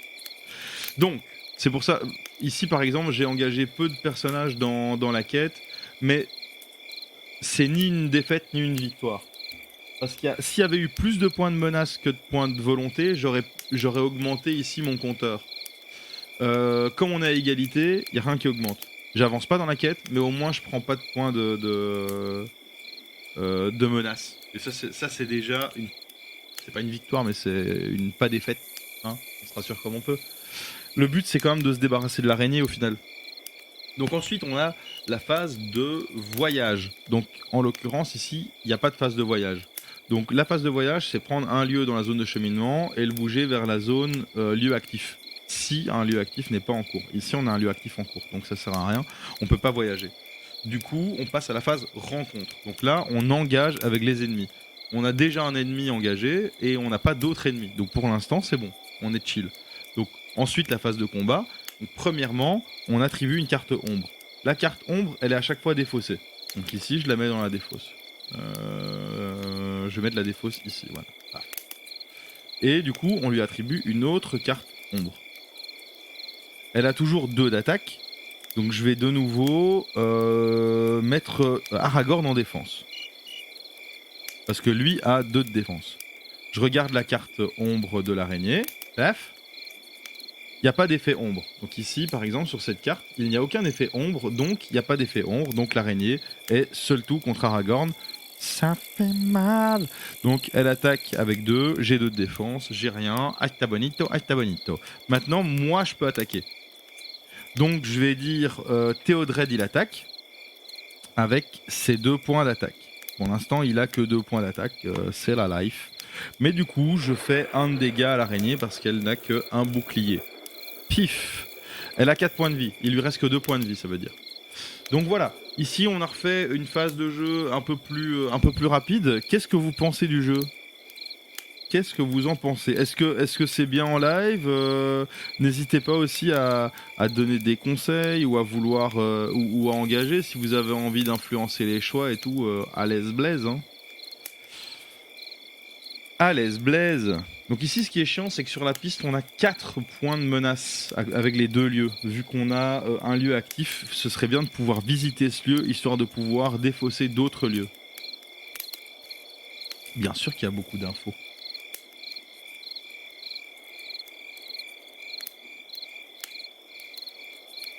Bah, je donne beaucoup de détails, hein. Mais ici maintenant, en fait, le truc c'est que j'ai pas spécialement préparé le jeu. Donc j'ai lu les règles en même temps que je faisais le jeu. Évidemment, vous de votre côté de l'écran, écoutez les règles et juste voir un écran. Alors voilà, c'est relou. Maintenant, j'ai fait 2 tours, je connais, je peux plus facilement vulgariser. Je pense que ça va devenir plus fluide. Donc ici, bah, on va encore faire un tour, voilà, et on va voir si c'est un peu plus cool à suivre. Donc on commence avec la phase de ressources. Donc la phase de ressources, c'est je gagne une thune. Alors je vais juste vérifier. Ouais, je pense que c'est par héros. Paf. Merde, c'est chiant, je viens de dire que ça allait être plus fluide. Et je dois regarder dans le livre de règles. Je sais pas si je vais taper je vais taper sur mon bureau. Ok, donc c'est les héros. Donc ici j'ai 3 héros, Glowin, Aragorn, Théodred. Ils reprennent chacun une ressource. Leurs ressources valent des ressources de commandement. On n'a que des decks de commandement, donc c'est bon, on doit pas se soucier de ça. On a 3 de ressources, ça veut dire. Ensuite on pioche une carte, paf. Et ici j'ai attaque furtive, ça vaut 1. Mettez en jeu une carte alliée depuis votre main. À la fin de la phase, si cet allié est toujours en jeu, ramenez-le dans votre main. Voilà. Donc ça c'est pour mettre un allié puissant qui coûte cher. Ah, je peux payer un, le mettre, jouer et puis le ranger. Ça peut être pas mal, hein. Ça peut être pas mal. Donc maintenant c'est phase d'organisation. Donc ici je vais pouvoir acheter une carte. Donc j'ai 3 de ressources. Est-ce que j'ai envie d'acheter une carte? Je peux acheter le garde de la citadelle. Hein. Je peux acheter le garde de la citadelle. Ou l'archer. Je vais acheter l'archer. Non, je vais acheter le garde de la citadelle. L'archer ou le garde? Je vais acheter l'archer. Pour 3. Voilà, donc on a un allié supplémentaire. C'est l'archer du cours d'argent. Donc c'est un des elfes sylvains de l'armée de Tranduil. Voilà. Un allié supplémentaire. Je pense que là ça va rouler un peu mieux parce qu'on a 5 personnages du coup de notre côté. On a un archer, on a Aragorn, Glóin, Théodred et Faramir quand même, ça rigole pas. Donc maintenant, on engage les persos dans la quête. Donc ici, il faut absolument qu'on avance dans la quête. Parce qu'on a 4 points de menace sur la piste. Et c'est des lieux. Donc pour s'en débarrasser, ça va être relou. Donc ici, je vais pouvoir engager Aragorn qui vaut 2, Glóin qui vaut 2, et Faramir qui vaut 2 points de volonté. Donc ça veut dire que moi, j'ai 6 points de volonté. Ici, il y a une carte qui s'ajoute dans la zone de cheminement. Et c'est un chef Uftak. Voilà, il a l'air assez bourrin. Il vient de Dol Guldur. C'est un orc. Et le chef Uftak gagne plus 2 de points de combat pour chaque marqueur de ressources sur lui. À mon avis, ils se sont bourrés là, c'est pas de ressources. Ah, et après la résolution de son attaque, passer un marqueur de ressources sur le chef. Faut tout lire, hein, Ced. Donc ici, on a 6 points de menace pour 6 points de volonté, donc on n'avance pas. Ce jeu a l'air dur. Ce jeu a l'air dur, parce que ça, c'est la quête de base. Hein. Ça a l'air dur. Donc ensuite, on a la phase de voyage. Donc on peut pas voyager parce qu'il y a un lieu actif. Donc la phase de combat. La phase de rencontre. Donc d'abord... Oui, je devais avancer de 1 ici, donc on est à 32 sur la menace. Donc d'abord, est-ce qu'on veut engager avec un adversaire? Ici, lui, il est super puissant. Hein. Je sais pas si j'ai envie d'engager avec l'adversaire. Pour l'instant, je vais pas engager avec lui. La deuxième phase, c'est si on n'engage pas volontairement avec un adversaire, on fait un test pour savoir si l'adversaire vient engager le combat avec nous. Ici, en l'occurrence, le test, c'est de regarder la valeur de la carte. Donc ici, lui, il vaut 35, le chef Uftak. On regarde par rapport à notre piste de menace. On vaut 32, donc il n'engage pas.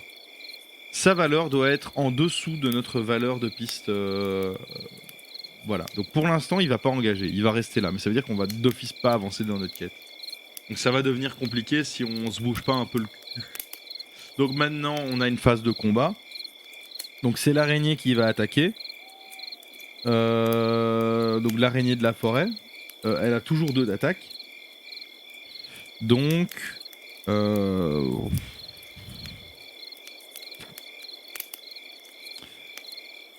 Je vais faire sans défense. Voilà. Pas de défense. Elle a qu'à attaquer. Elle a qu'à attaquer. Tant pis. Donc elle a une carte ombre qui vient ici. Et donc voilà, l'araignée attaque. Je vais juste vérifier ce que ça fait quand c'est sans défense. Donc ici, si on a décidé de pas se défendre. Hop, hop, hop, hop, hop. Si l'attaque est sans défense, tous les points de dégâts de l'attaque doivent être assignés à un seul héros contrôlé par le joueur. La valeur de défense du héros ne déduit pas le nombre de points de dégâts. Voilà, c'est ça. Donc elle a 2 points d'attaque. Donc j'ai décidé de le faire sans défense. Ici, on va divulguer la carte ombre qu'elle a derrière elle. Et il n'y a pas d'effet ombre. Donc on peut le voir ici. Voilà. Il n'y a pas d'effet ombre, donc c'est cool. Donc je peux même la mettre de côté. Paf, voilà. Du coup, elle attaque avec ses 2 points d'attaque et elle donne full dégâts. Donc je vais les donner à Théodred. Donc Théodred va se prendre 2 blessures. Ça fait mal, mais faut bien ça pour s'en débarrasser parce que bon, ça commence à bien faire cette araignée. Donc Théodred est bien blessé. Ce serait cool de pouvoir le soigner à terme. Parce qu'il a plus que 2 points de vie du coup. Donc maintenant, moi dans le combat, je vais dire que j'attaque. Et j'attaque avec mon archer de la cour d'argent et avec Théodred. Ça veut dire que moi j'ai 4 points d'attaque, parce que mon archer vaut 4, mon Théodred vaut 4, sur l'araignée, qui a 1 point de défense, donc je lui fais 3 de dégâts, donc je la tue. Enfin. Pour une araignée, les gars. Pour une araignée. Oh là là. Paf. Voilà. Ensuite, phase de restauration. Tout le monde se redresse. Voilà. Hop. On a quand même un beau blessé là. Mais c'est bon, tout le monde se redresse. On augmente la menace de 1. Hop. Et on passe à la phase suivante. La phase suivante, c'est quoi? C'est une ressource à chaque héros. Tac, tac, tac. On a 3 ressources en commandement. Ensuite, on pioche une carte. Donc ici, valeur 1, attaque furtive. Donc de nouveau, c'est pour pouvoir mettre un allié pendant un tour. Donc ici, je me dis que pour avancer dans la quête, ce serait peut-être pas mal de mettre 2 alliés comme ça et d'attaquer le chef Uftak. Je vais voir. Maintenant, c'est la phase d'organisation. La phase d'organisation, c'est voir ce que je fais. Donc qu'est-ce que je fais? Ici, pour 2, je peux, jusqu'à la fin de la phase, tous les personnages gagnent plus 1 en dégâts. Et tous les personnages Gondor gagnent plus 1 en défense. Donc des personnages Gondor, j'en ai quand même 2. Et on a le garde de la citadelle qui est Gondor guerrier. Et on a l'attaque furtive qui permet d'envoyer un héros.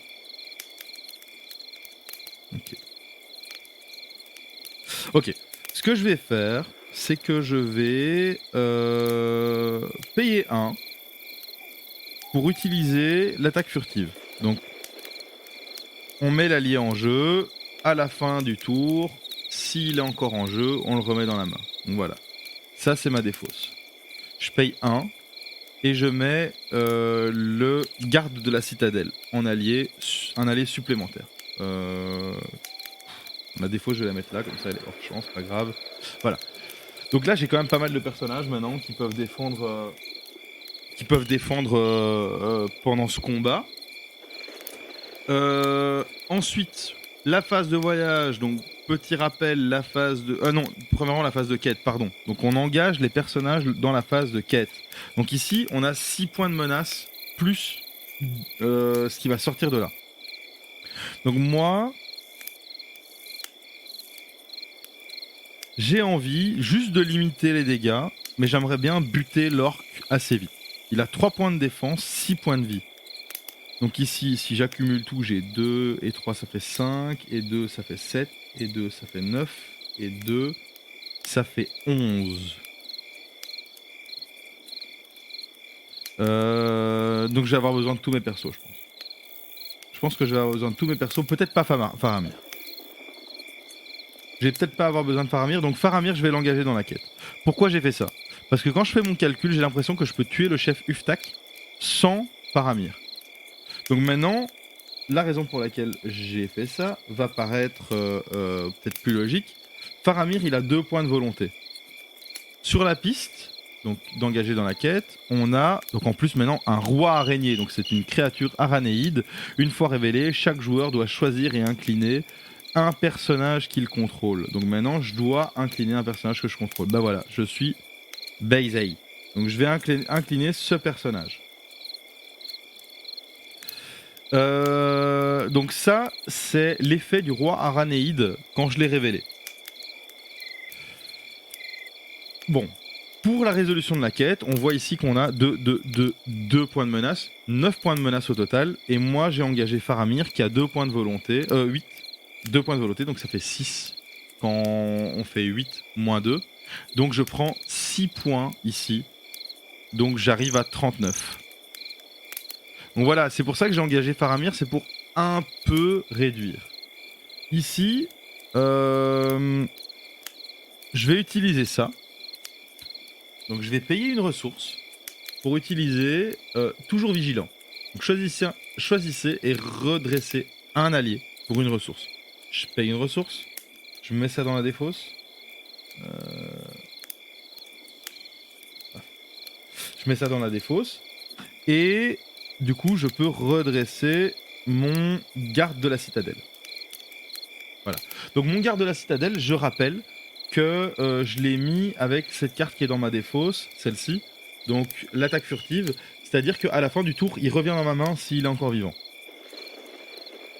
La raison pour laquelle j'ai fait ça, c'est parce que maintenant, on entre dans la phase de voyage. La phase de voyage, je peux rien faire. J'ai un lieu actif. Il faut absolument que je m'en débarrasse à un moment. Donc ensuite, on fait la phase rencontre. Donc là, je vais engager avec mes deux ennemis. Intentionnellement ou pas, ça change rien parce qu'ils vont s'engager avec moi. Donc j'engage le combat avec ces deux adversaires. Premièrement, il y a les cartes ombre. Donc je vais leur donner à tous les deux une carte ombre. Hop. Voilà. Pour le chef Uftak, je vais mettre mon garde de la citadelle en défense. Donc il a 0 point de défense, ça veut dire qu'il va tous prendre, mais le chef Uftak va l'attaquer d'office. Et ensuite pour le roi araignée, ça me saoule un peu, j'avais pas prévu ça, mais du coup c'est Glowin qui va prendre les dégâts. Donc voilà, le chef Uftak attaque. Il a 3 points de dégâts. On va regarder c'est quoi sa carte ombre. Il y a un truc ombre. Le joueur, en défense, doit choisir et incliner un personnage qu'il contrôle. Donc ça fait mal. Parce que ça veut dire que je vais incliner mon archer. Et donc il va pas pouvoir attaquer. La carte, donc ici, lui, il fait 3 de dégâts sur mon guerrier qui a 0. Cette carte est défaussée, paf. Ensuite, l'araignée, donc elle est face à Glowin. Je vais regarder si elle a une carte ombre. Elle n'a pas de carte ombre. Elle attaque avec 3 points d'attaque. Glowin a 1 point de défense. Donc il se prend 2 points de dégâts. Donc Glowin est bien blessé, il a aussi 2 points de vie. Putain, il est dur ce jeu. Franchement, il est vraiment dur le jeu, hein, j'ai l'impression.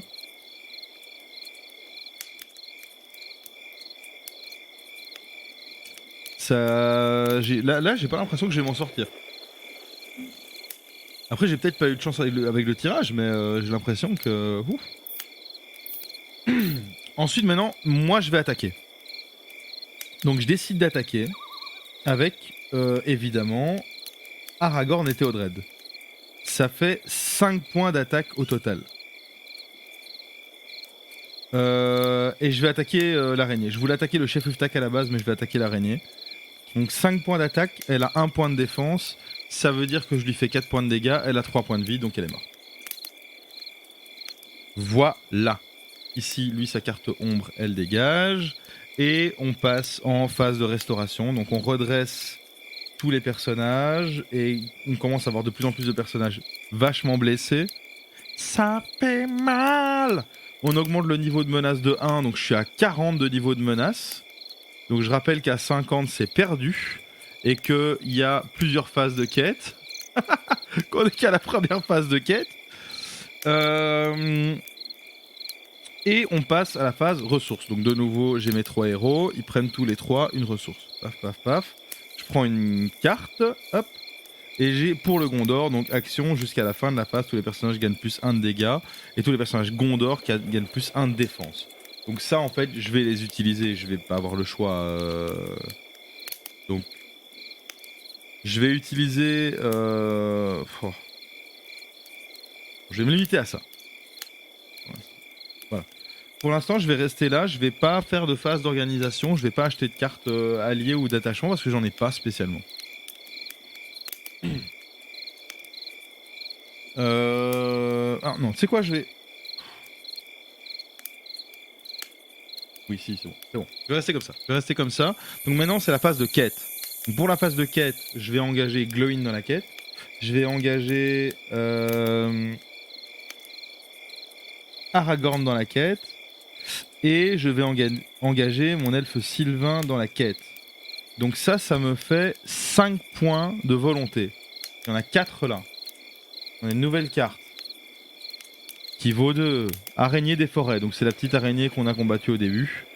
Donc ça c'est bien. Elle est pas super balèze. Elle est relou mais elle est pas balèze. Ça veut dire que maintenant, La phase de voyage. La phase de voyage, je peux toujours pas voyager. Donc phase de combat, on attribue les cartes ombre. Donc il y a une carte ombre qui va à mon adversaire. Maintenant, mon adversaire, il attaque. Il a 3 points de dégâts. Il y a quelqu'un qui va devoir se les prendre à un moment. Donc c'est Faramir qui va prendre les dégâts. Donc je le mets en défense. Lui, il a quoi comme carte ombre? Aucune, il n'y a pas d'effet ombre sur cette carte. Donc, le chef Uftak donne un coup d'une valeur de 3. Oh merde, l'araignée est engagée aussi. Donne un coup d'une valeur de 3 à Faramir. Faramir a 2 de défense, donc il prend une blessure. L'araignée des forêts, elle est également engagée. Avec une carte ombre. Et elle va attaquer. Elle a 2 d'attaque. Et Théodred est quand même vachement blessé. Donc je décide d'encaisser les dégâts. Donc de faire 100 défense. Ici il n'y a pas de carte ombre. Donc je montre. Hop, pas de carte ombre. Donc ici, l'araignée fait 2 de dégâts. Je les envoie à mon elfe Sylvain qui a 0 de défense. Et donc il est mort. Punaise. Phase de restauration. On redresse tout ce petit monde et on donne une ressource à tout le monde. Ça c'est dans la phase ressources, pardon. Et avant ça, je dois ajouter un point de menace. Donc on est à 41 sur la piste de menace. Je commence à penser que j'ai pas eu de chance sur le tirage. Ok. Du coup maintenant je pioche une carte. Faramir. Donc Faramir est une carte unique. On le sait parce que elle a des petits symboles. Alors où sont-ils? Je pense que c'est ça ici. On voit que sur la carte Faramir, ici, il y a des petites boules. C'est-à-dire que c'est une carte unique. C'est-à-dire que si cette carte est présente sur la table, on ne peut pas avoir une deuxième carte, 2 fois la même carte présente sur la table. Donc on ne peut pas avoir 2 Faramir. Ce qui n'aurait de toute façon aucun sens. Donc ici, on a pas mal de thunes. Et j'en ai un peu marre de tergiverser avec les adversaires. Donc je vais m'acheter pour 4, 2 fois le drapeau du Gondor ici. Donc je paye 4. Ça veut dire que tous mes personnages ont plus 2 en attaque et ont plus 2 en défense s'ils ont le terme Gondor. Donc pour Gondor, on a Théodred et Faramir.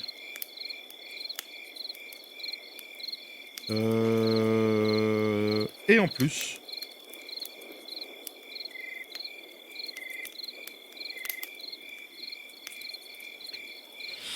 je vais mettre le fils de l'Arnor pour 3. Voilà. Comme ça, on a un allié supplémentaire vu qu'on n'a plus d'alliés.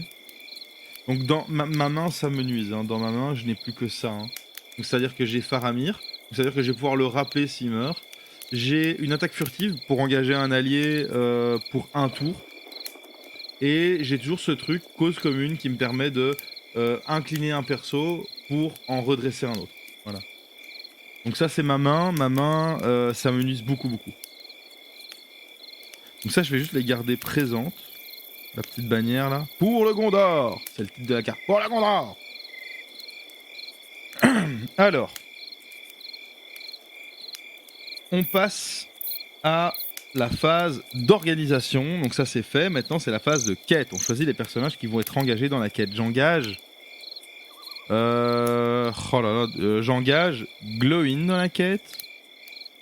Donc qui a 2 valeurs, 2 en valeur de... Je vais engager Glowin.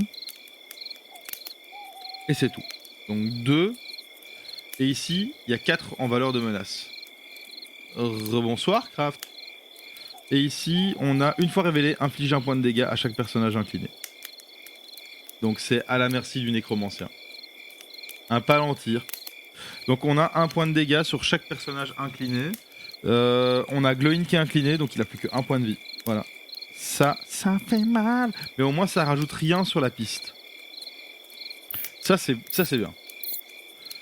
Maintenant qu'on a fait la phase de quête. On résout la quête. Donc ici j'ai 2 points en volonté, il y a 4 points en menace, donc je prends 2 points, donc je suis à 43. 43 sur 50. Je pense pas que ça va être une victoire. Hein. Passe de voyage, on peut rien faire. Passe de rencontre, les engagements, c'est fait. On leur retire leur carte ombre. Paf. Paf.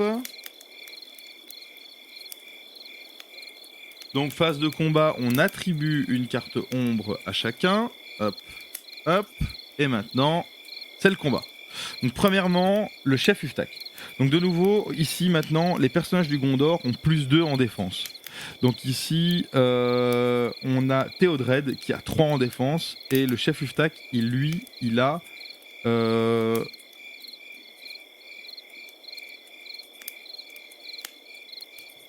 3 en attaque.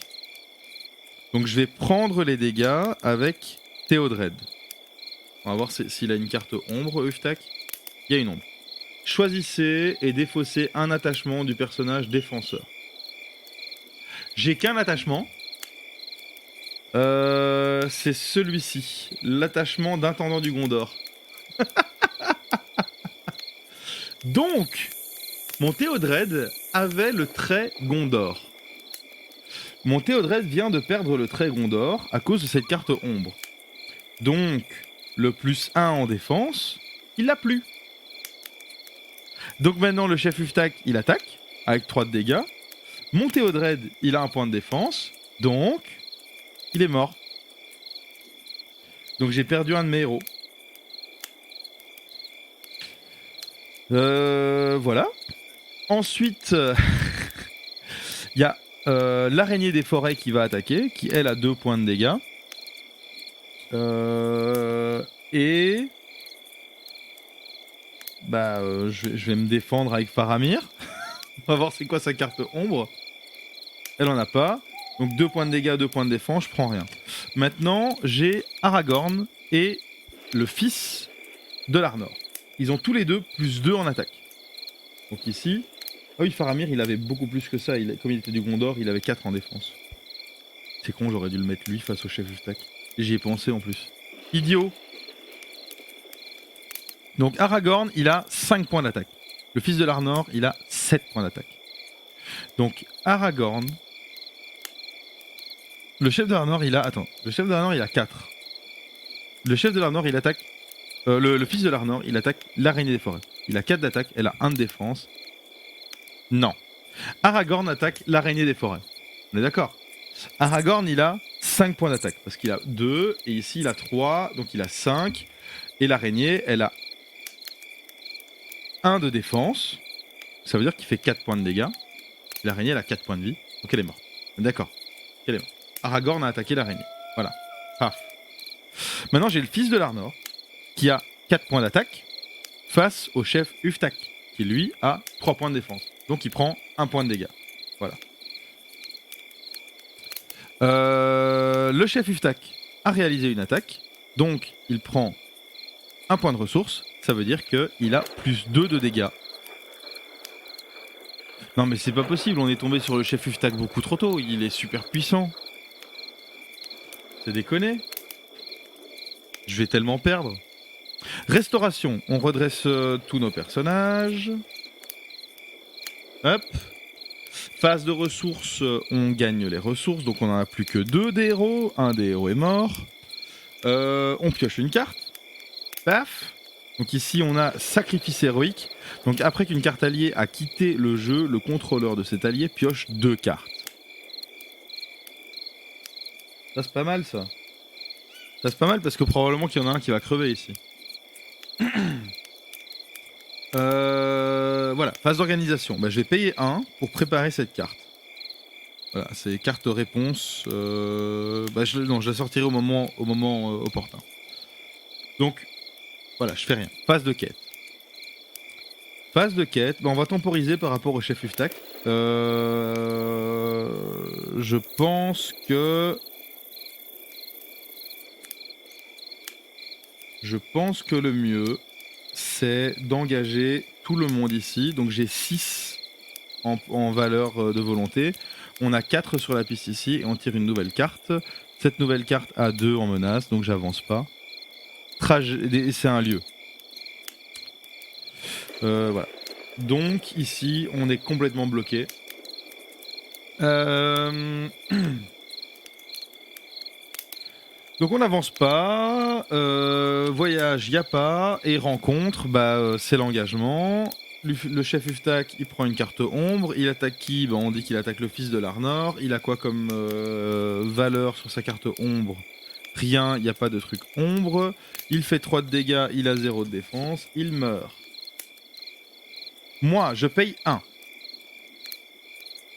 de ressources pour utiliser le sacrifice héroïque. Après qu'une carte alliée a quitté le jeu, le contrôleur allié peut piocher 2 cartes. Donc je pioche 2 cartes. Hop. Des alliés éclaireurs du Snowbourne. Ouais, c'est ça, à mon avis, j'ai pas bien mélangé les cartes. Donc ici, eux, ils ont 0 d'attaque, 0 de valeur, mais ils ont 1 de défense. Et après l'entrée de l'éclaireur, on choisit un lieu et on place un marqueur de progression sur ce lieu. Donc clairement ici, ça c'est ouf. Ça c'est ouf. C'est super utile comme carte. Donc la phase de combat est terminée, on jette la carte ombre, on passe à la phase de restauration, c'est-à-dire qu'on redresse tout et qu'on se prend un point ici, donc on est à 44. Voilà. Maintenant, on est à la phase de ressources, donc on récupère un pour Glowin, un pour Aragorn, on pioche une carte, paf, et c'est un archer du cours d'argent, donc c'est à distance. Voilà, c'est un des alliés classiques qu'on a vu précédemment. Donc ici, pour ma phase d'organisation, je vais engager deux éclaireurs du Snowbourne. Donc je montre quand même la petite illustration. Ce sont des éclaireurs du Rohan. Et clairement, en fait, c'est un peu les troupes de Théodred, il me semble. Donc il est du Rohan, il est éclaireur. Et en gros, quand je les mets en jeu, donc je dépense 2. Quand je les mets en jeu, donc là j'en ai 2, je peux placer un marqueur de progression sur un lieu. Donc ici, et il me dit un lieu au choix. Donc le lieu au choix, ce sera évidemment l'endroit où on est, hein, histoire de pouvoir dégorger un petit peu le chemin, la zone de cheminement. Donc paf, paf. J'ai 2 pions d'avancée. Il en faut 3 pour éjecter ce lieu. Donc là, on n'a pas encore fini avec ce lieu. Mais voilà, eux, ils vont pouvoir se prendre les dégâts. C'est cool, parce qu'ils ont 0 de volonté, 0 d'attaque, et 1 de défense. Donc vraiment, c'est juste des petits... de la chair à canon, quoi. Donc maintenant, phase de quête, je vais engager tous mes héros parce qu'on veut essayer de limiter les dégâts. Donc ça veut dire que j'engage 6 points. Et sur ma piste là, j'ai 6 points de menace. On sort une carte supplémentaire. Un orc de Dol Guldur. Je vous montre la carte. Donc, une fois révélé, le premier joueur choisit un personnage actuellement engagé dans une quête et inflige 2 points de dégâts à ce personnage. Donc j'ai un de mes personnages qui prend 2 points de dégâts. Ça va être Aragorn. Donc Aragorn a encore 2 points de vie. Faut voir le bon côté des choses. Non? Voilà. Phase de voyage, on peut pas voyager. Phase de rencontre, du coup l'orc de Dol Guldur s'engage dans le combat. On leur donne à chacun une carte ombre. Et maintenant, ils attaquent tous les deux. Je dis un éclaireur pour l'un, un éclaireur pour l'autre. Donc premièrement, on a le chef Uftak qui attaque. Donc lui, faut se rappeler qu'il a 5 points de dégâts. Hein. Il fait 5 points de dégâts. Et il n'y a pas de valeur ombre sur cette carte-ci. Il fait 5 points de dégâts, j'ai 1 point de défense, donc il est mort. Et il prend un truc ressource, donc maintenant il fait 7 points de dégâts. C'est super! Et l'orc de Dol Guldur, lui, il fait 2 points de dégâts de base. Il a une carte ici qui n'a pas d'effet ombre, donc hop, il fait 2 points de dégâts. Sur mon cavalier qui a 1 point de défense, donc je prends 1 point de dégâts, il a 1 point de vie, il meurt. Voilà. Aussi simple que ça, on passe à la phase de restauration, donc on se remet et on prend 1 point ici. On est à 45, hein, à 50 on meurt. Bon, ici je termine la quête juste pour un peu avoir... je termine la partie pour avoir un peu la fluidité, etc. Mais clairement la game elle est perdue, ça c'est sûr et certain. Je vais me renseigner un peu si j'ai bien compris les règles, parce qu'ici par exemple le chef Uftak, on le rencontre mais il nous baise notre game. Là, y a rien à faire contre ce perso avec les cartes que j'ai tirées. Peut-être j'ai mal mélangé, peut-être il y a peut-être quelque chose que j'ai mal fait, hein, j'en sais rien, on va voir. Mais en tout cas ici la game elle est perdue, mais je vais quand même la terminer histoire de voir un petit peu comment tout se passe. Hop. Donc ma main elle est ici, phase de ressources, donc je récupère 2 ressources, paf pour Aragorn, pour Glowin, ça veut dire que j'ai 3 ressources. Avec ces 3 ressources, je vais acheter le archer du cours d'argent. Ah non, avant ça, pardon. Hop. Avant ça, je pioche une carte. Merde.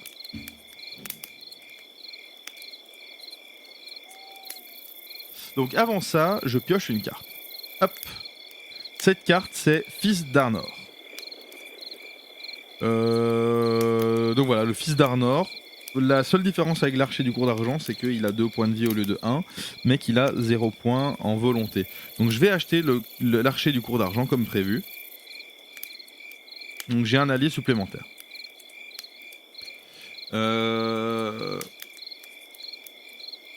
Donc maintenant il y a la phase de quête.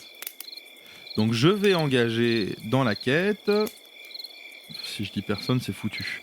Donc il y a 6 points ici. Et si j'engage tout le monde, je vais juste me prendre des nions. Eh ben, j'engage tous mes 2 héros ici, donc c'est 2. Enfin, 2 x 2, donc 4. 6 ici. Ici, ben, on trouve un rejeton d'Ungoliant.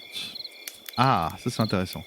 Rejeton d'Ungoliant, donc créature très puissante. Une fois révélée, chaque personnage actuellement engagé dans une quête perd 1 de défense jusqu'à la fin de phase.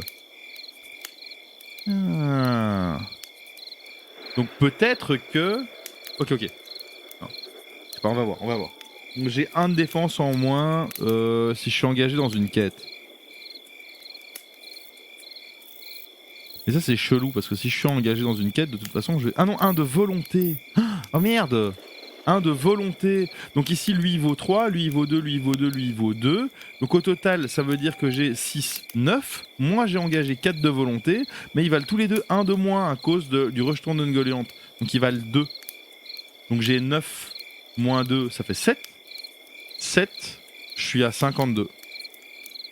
Donc voilà, la partie est terminée, la partie est perdue. C'est la vie. Alors d'abord, le rejeton d'Ungoliant. Dans la mythologie du Seigneur des Anneaux, en gros, il y a le dieu tout-puissant, Eru Ilúvatar, qui a créé des entités. Et dans ces entités, il y a les Valar et les Maiar. Les Valar, c'est Melkor qui devient par la suite Morgoth.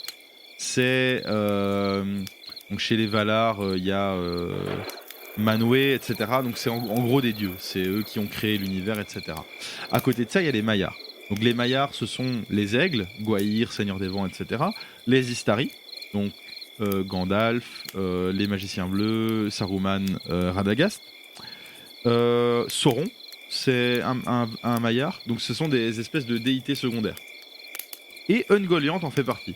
Ungoliant, c'est la plus grande araignée géante qui existait. Et c'est la mère d'Arachne.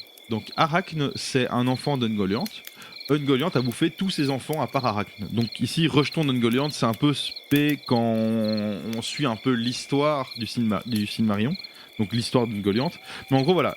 Ça, c'est Ungoliant. Et ici, on a un rejeton d'Ungoliant qui fait donc salement peur et qui nous a niqué notre game.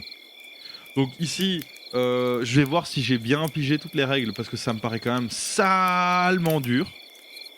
Mais ça ressemble à ça, en tout cas. Alors dites-moi peut-être un peu ce que vous en avez pensé. Est-ce que je fais ça dans mes lives Seigneur des Anneaux, ou est-ce que c'était un peu too much, un peu endormant, j'en sais rien. Ici, je sais pas si les quêtes engagent plus d'interaction avec le joueur par la suite, parce que ça c'est une des premières quêtes, hein. On peut le voir un peu comme une quête tuto en fait. C'est pour ça que ça m'étonne que ce soit si dur. C'est la toute première quête du jeu. Donc Qu'est-ce que vous en avez pensé? Dites-moi. Bah écoute, ouais, c'est plutôt détente, hein. On est sur... ici, en fait, j'en profite aussi pour partager ma passion du jeu de société.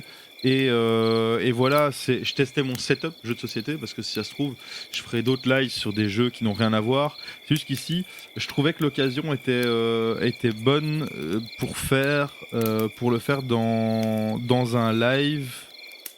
Et ici, bah, dans un live Seigneur des Anneaux, quoi. Je trouvais ça fun de faire un truc complètement différent et de faire découvrir un peu tout du Seigneur des Anneaux, mais sur différents types de médiums.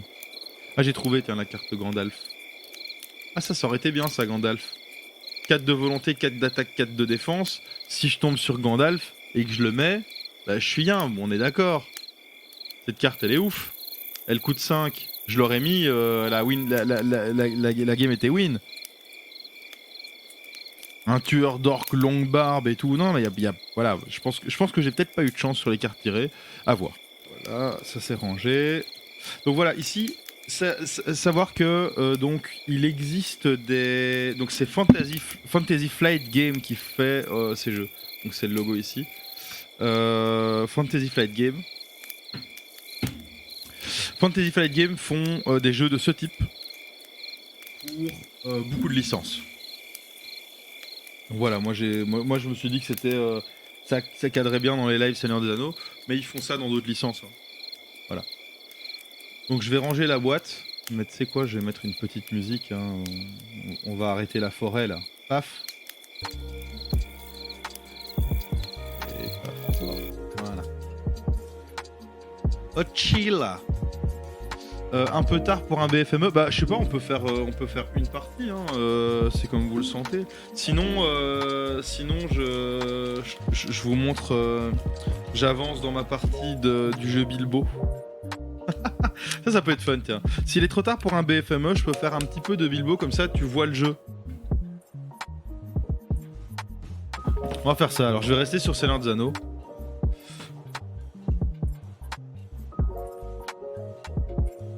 Je vais te montrer un Hadibou-like. Tu ne vas pas en croire tes petits yeux. Hop.